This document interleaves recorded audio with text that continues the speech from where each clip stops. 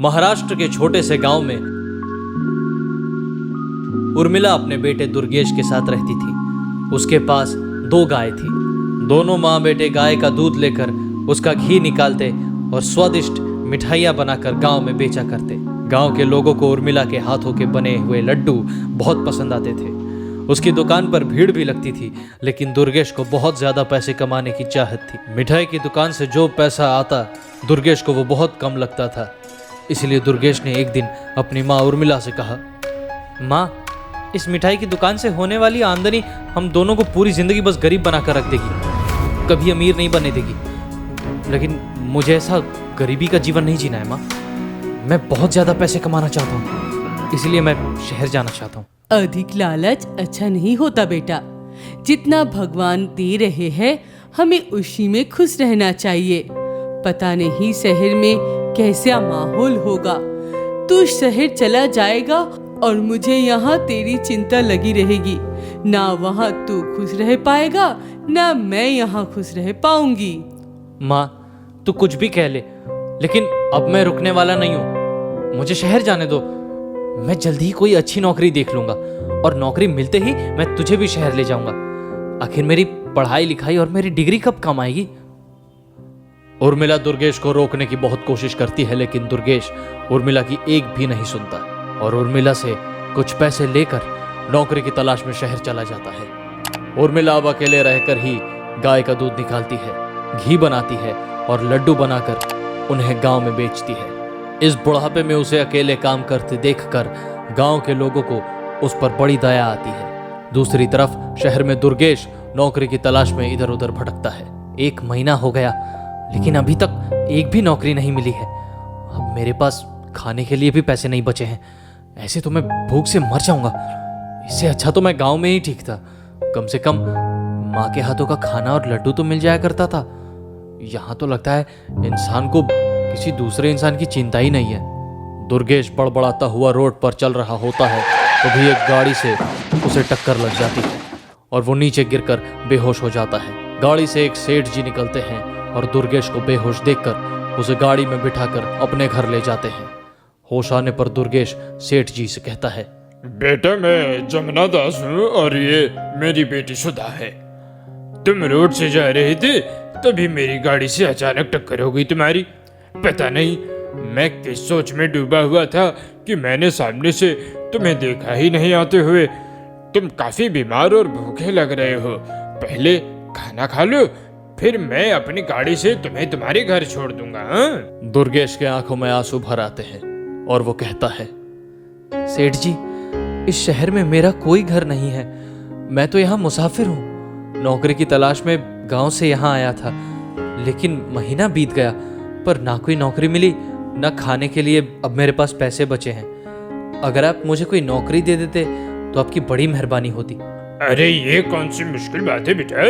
तुम पहले कुछ खा लो, फिर मैं तुम्हें नौकरी भी दे दूंगा।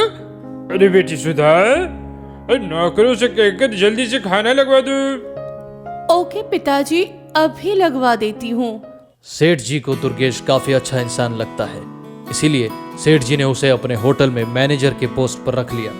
एक दिन दुर्गेश सेठ जी के घर किसी काम से आया और उनकी बेटी सुधा को देखकर सोचने लगा, ये सुधा सेठ जी की इकलौती बेटी है। अगर मैं इससे शादी कर लूं तो सेठ जी की सारी जायदाद मेरी हो जाएगी। फिर मैं सेठ जी की तरह करोड़पति बन जाऊंगा। मैं आज से ही सुधा को अपने प्यार के जाल में फंसाने की कोशिश में लग जाता हूँ। दुर्गेश ऐसा सोचकर पास में ही गुलाब के पौधे से गुलाब तोड़कर सुधा की ओर बढ़ता है और कहता है, अरे सुधा, तुम तो आज बहुत सुंदर लग रही हो। तुम्हारी खूबसूरती का राज क्या है? थैंक यू, बट मैं ऐसे ही अपनी ब्यूटी का राज हर किसी को नहीं बताती हूँ। बस अपने खास लोगों को ही बताती हूँ। तो हम कौन सा पराये हैं? मुझे भी अपना ही समझ लो, क्योंकि मैं तो तुम्हें कब से अपना मान बैठा हूँ। मैंने तुमसे सुंदर लड़की आज तक पूरी दुनिया में नहीं देखी है। तुम्हें देखते ही मुझे तुमसे प्यार हो गया था। सुधा दुर्गेश की बातें सुनकर शर्मा जाती है। धीरे धीरे उन दोनों का मिलना जुलना शुरू हो जाता है। सुधा को भी दुर्गेश अब अच्छा लगने लगता है। ऐसे ही कुछ दिन बीत जाते हैं और एक दिन दुर्गेश सुधा से कहता है, सुधा, अब मुझसे और दूर दूर रहा नहीं जा रहा। मैं तुमसे शादी करना चाहता हूँ और तुम्हें अपनी पत्नी बनाकर दुनिया भर की खुशियाँ देना चाहता हूँ। मैं भी तुमसे शादी करना चाहती हूँ, पर मेरे पिताजी कभी इस बात के लिए मंजूरी नहीं देंगे। वो कभी नहीं चाहेंगे कि मेरी शादी एक मैनेजर से हो। मेरे पिताजी मेरी शादी किसी बराबर वाले खानदान में ही करवाना चाहेंगे। अगर हम किसी मंदिर में जाकर शादी कर लें और शादी करने के बाद उनके सामने आए, तब तो वो इनकार नहीं कर पाएंगे ना। तब तो तुम्हारे पिताजी को हमारा फैसला मानना ही पड़ेगा। आखिर तुम इकलौती बेटी हो, तुम्हें वो घर से भगा थोड़ी देंगे। आइडिया बुरा नहीं है। अगर पिताजी ने गुस्से में हमें घर से निकाल भी दिया तो क्या हुआ? सारे जायदाद की अकेली मालकिन मैं ही बनूंगी एक दिन। कुछ दिन नाराज रहकर अपने आप पिताजी मान जाएंगे। एक दिन दोनों ने सेठ जी को बिना बताए ही मंदिर में जाकर शादी कर ली। ये बात सेठ जी को बहुत बुरी लगी। सेठ जी ने गुस्से में आग बबूला होकर दुर्गेश और सुधा से कहा, मैंने तुम पर भरोसा किया था दुर्गेश, और तुमने मेरी ही बेटी को अपने प्यार के जाल में फंसाकर मुझे इतना बड़ा धोखा दिया है। मैं आज के बाद किसी भी गरीब पर भरोसा नहीं कर पाऊंगा। तुम दोनों ने मेरे साथ जो धोखा किया है, मैं उसके लिए कभी तुम दोनों को माफ नहीं कर पाऊंगा। मैं आज से अपनी बेटी सुधा को अपने जायदाद से बेदखल करता हूँ। तुम दोनों जहां चाहो जा सकते हो। मेरा तुम दोनों से अब कोई लेना देना नहीं है। मैं समझूंगा मेरी पत्नी की तरह मेरी बेटी भी मर चुकी है। सुधा और दुर्गेश को सेठ जी से ऐसे व्यवहार की कोई उम्मीद नहीं थी। दोनों ने सोचा था कि सेठ जी थोड़ा गुस्सा करेंगे और फिर दोनों को अपना लेंगे, लेकिन सेठ जी ने तो दोनों को घर से ही निकाल दिया। दुर्गेश के पास अब गांव जाने के अलावा और कोई चारा नहीं था। वो अपनी पत्नी सुधा को लेकर गांव आ गया। रास्ते में चलते चलते दुर्गेश मन मन सोचता रहा, हे भगवान, क्या मुसीबत है ये। कहाँ तो शहर में करोड़पति बनकर जीवन भर ऐश करने का सपना देख रहा था और अब वापस मुझे गांव लौटना पड़ रहा है। छोटी सी नौकरी मिली थी, वो भी हाथ से चली गई। माँ से कितनी बड़ी बड़ी बातें करके शहर आया था। खैर कोई बात नहीं, धन जायदाद ना सही, माँ के लिए करोड़पति शहरी बहू तो ले जा रहा हूँ। मेरी माँ इसे देखकर बहुत खुश हो जाएगी।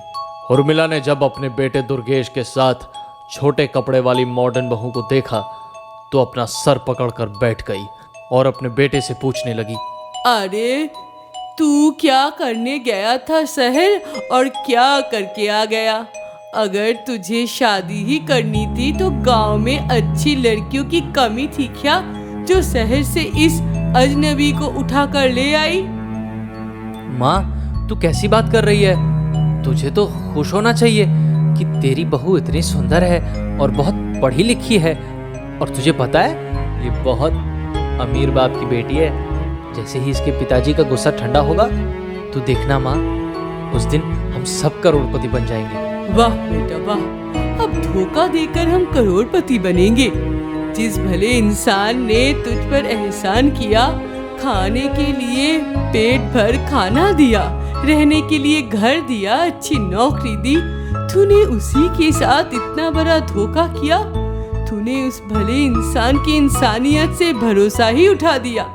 उसकी एकलौती बेटी को अपने प्यार के जाल में फंसा के शादी कर ली सिर्फ जायदाद के लिए ना। कभी सोचा है क्या बीत रहा होगा इस इंसान पर? नहीं बेटा, मुझे तेरे धोखे से कमाया हुआ पैसों से करोड़पति नहीं बनना है। मैं तो इस गांव में मिठाई बेचकर ही खुश रहूंगी। अब आगे क्या होता है? क्या सेठ जी और माँ मान लेते हैं या वो दोनों गरीब ही रह जाते हैं? ये देखने के लिए हमारे साथ जुड़े रहिए।